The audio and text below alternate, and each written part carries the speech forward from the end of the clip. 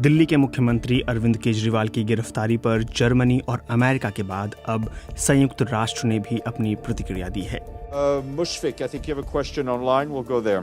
संयुक्त राष्ट्र महासचिव एंटोनी गुटेरेस के प्रवक्ता स्टीफन दुजारिक से अरविंद केजरीवाल की गिरफ्तारी और कांग्रेस पार्टी के बैंक खातों को फ्रीज करने को लेकर सवाल पूछा गया था। इसके जवाब में एंटोनी गुटेरेस के प्रवक्ता ने कहा कि हम उम्मीद करते हैं कि दूसरे किसी भी देश की तरह जहां चुनाव हो रहा है, भारत में भी राजनीतिक और नागरिक अधिकारों के साथ साथ सभी लोगों के हितों की रक्षा होनी चाहिए।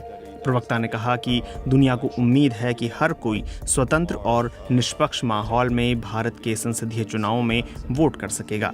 प्रवर्तन निदेशालय ने अरविंद केजरीवाल को दिल्ली की आबकारी नीति में हुए कथित घोटाले से जुड़े केस में 21 मार्च को गिरफ्तार किया था। भारत के पूर्व विदेश सचिव और तुर्की, फ्रांस, रूस सहित कई देशों में राजदूत रह चुके कमल सिब्बल ने अरविंद केजरीवाल की गिरफ्तारी से संबंधित यूएन की टिप्पणी को सुनियोजित बताया है। सोशल मीडिया प्लेटफॉर्म एक्स पर उन्होंने लिखा, क्या केजरीवाल को मिल रहा यह बाहरी समर्थन कुछ कहता है? संयुक्त राष्ट्र चार्टर सदस्य देशों के आंतरिक मामलों में हस्तक्षेप पर रोक लगाता है, लेकिन यूएनएसजी का ऑफिस खुद इसका उल्लंघन कर रहा है। यूएन किसी भी मामले में अपनी सारी विश्वसनीयता खो चुका है।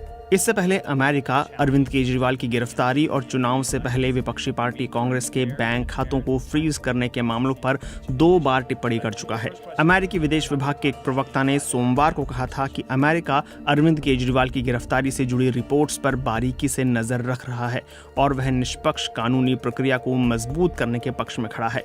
अमेरिकी विदेश मंत्रालय के बयान को अवांछित करार देते हुए भारत ने इसका कड़ा विरोध जताया और भारत में मौजूद अमेरिका के कार्यवाहक deputy chief of mission Gloria Berbena को तलब किया था।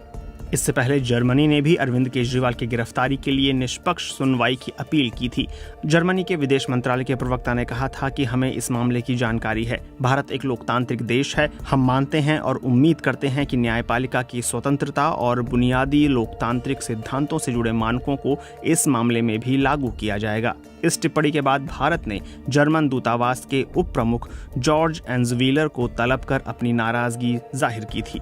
हालांकि जर्मनी ने अपने रुख में अब थोड़ी नरमी दिखाई है। बुधवार को जर्मनी के विदेश मंत्रालय के प्रवक्ता ने कहा कि वह भारत के साथ सहयोग में गहरी रुचि रखते हैं, साथ ही आपसी विश्वास से भरे माहौल में मिलकर काम करने के इच्छुक हैं।